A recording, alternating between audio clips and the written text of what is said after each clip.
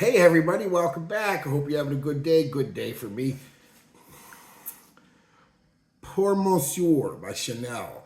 That's what we're talking about today. One thing I have heard, I don't know if it's true. This is only available in Canada and France. Retail, anyway. Don't know if that's true. Don't shoot the messenger. It's just what I heard. But with the power and the magic of the internets, you can pretty much get this all over the world, right? So, but in retail, what I heard is it's just Canada and France. Don't know why. This is what I heard. Don't even know if it's true. So don't shoot the messenger. But anyway, let's talk about it for a second. In 1955, I believe it was Chanel's first masculine fragrance. And it's pretty much a timeless classic at this point. There's no if, ands, or buts about that. Oh, what a nice fragrance. Got like old school. Yeah, some of the notes, lemon, oak. You know what? Before I even start, I know there's somebody that's going to say, oh, it's been reformulated. The original formula is so much better. Sure, I can get a hold of a 1955 bottle at a decent price. Get lucky, find it somewhere. Absolutely. Probably is a little better. But I'm not paying for the roof for a 1955 bottle. It's super expensive.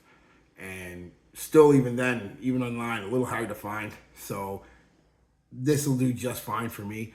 I can't tell you exactly the difference, but the going consensus, again, from experts, is this is pretty damn close.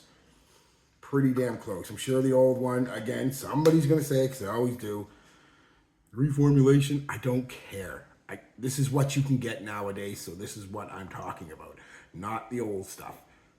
So, boom. Out of the way, don't want to hear it. Lemon, oak moss, vetiver, petitgrain, neroli, cardamom, ginger, coriander, basil, and cedar. Boom. As you may be able to tell from the notes, maybe not, depending on how into fragrances you are. This is very citrus heavy off the top. Little bit of earthiness still. I mean, the vetiver's in the base, but you kind of pick it up right at the top. You know, that basically the lemon, ginger, and petitgrain off the top give it that citrus aromatic type feel that you get from other classic fragrances. Like Eau Sauvage, for example. This is kind of similar, especially the first half hour, 40 minutes. Very similar to the Eau Sauvage. It kind of takes a different turn going into the mid and the base, but still very similar. And like I said, going into the mid, you start to pick up on some of that soft spice, the cardamom, the coriander, and some green. You know, I guess it's the basil. I don't know, but the kind of a green vibe comes out in it. Again, it could be the vetiver doing that too, easily. But it's like a green kind of citrusy, slightly woody, spicy kind of vibe. And then into the base, it keeps that soft green spice. The citrus has kind of done its thing now. It's, if you're picking it up, it's ever so slightly. You start to pick up on a clean, mossy, woody undertone. And that's kind of the fragrance. It's simple, elegant, classic, all that stuff, whatever word, old if you want to be a dick about it, you know, old manish. But yeah, that's kind of the whole fragrance. So at the end of the day, what is it? It's citrus, spice, and woods. I mean, it's you know, a little bit of citrus, green, spice, and woods. It's kind of what it is. You know, it's got a definite old school classic vibe to it, like I said. Even a slight soapy. I wouldn't be surprised with some lavender in this. Maybe even some iris giving it that soapy vibe. It's not a soapy barbershop scent, so don't get fooled by that or anything.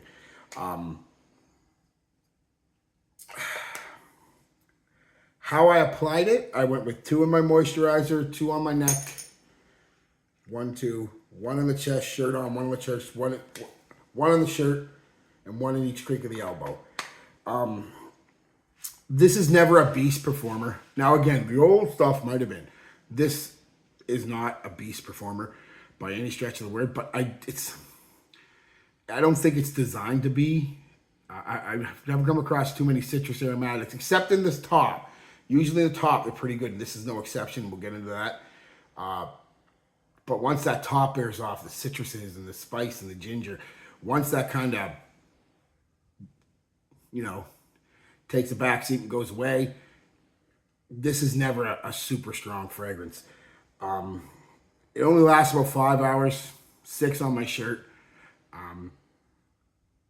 An hour of pretty good projection, a little more than an arm's length out there, about an hour, about 40 minutes, 45 minutes. Of, 4 or 5 feet out there because of the citrus and the ginger and the spice is really popping. Then it comes in pretty quick and it gives you a soft bubble, a few feet, nothing spectacular, for a couple hours. Then it sits on your skin for about an hour, pretty good, 5 or 6 inches, like I said, like a second skin almost. Then it's a very light skin scent for about an hour. It's time to reapply. So yeah, don't get this expecting. Now some people say they get tremendous performance out of this. Like I said, 5-6 hours. I mean, nothing to complain about really, unless you're, if you're used to modern, beast mode, super sweet, vanilla type fragrances, super sweet, bubblegummy type fragrances. Oh, there's a cat. Never work with animals and children, they say. But yeah, as I was saying, this isn't going to be for you if you like your super loud, modern, masculine, sweet, sweet, smoky, or sweet, aquatic, fresh kind of fragrances. This is not for you. You have to do like old school. Although this is not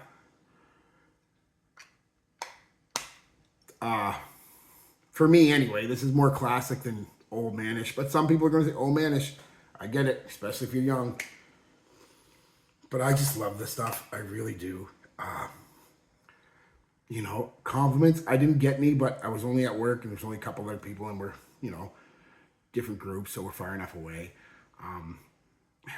Will it get you compliments? Yes. I think from a certain demographic though, mostly, women 35, 40 plus are going to really enjoy this. Some younger girls will, like I said, because of the cleanliness factor. It does smell clean. But they might be reminded of their grandparents, honestly, their grandfather. So it's a hit or miss for me for compliments. I don't think it's going to be a compliment beast. I don't think anybody would ever be offended by it. I think everybody would like it, but I don't think it's going to be one of them fragrances where, a 22-year-old girl at the bar is going to be like, my God, you smell super sexy. No, they want to smell Arrows, Sauvage. It ain't that. But if you're a little older or you like older ladies, you might want to give this a try if you can get a hold of it. Like I said, only available in Canada and France, but with the power of the internet, pretty much available everywhere. So yeah, so give it a try, guys, if you can. Don't go out and buy. This shit is I got super lucky, as we all know, but this shit is super expensive. I don't think Chanel's at discounters, and even when they do show up from time to time, they're not discounted heavy. Sometimes they're even more than retail. So if you can get yourself a decant if you can, or find a decent bottle at a decent price. I mean, I don't think it would ever.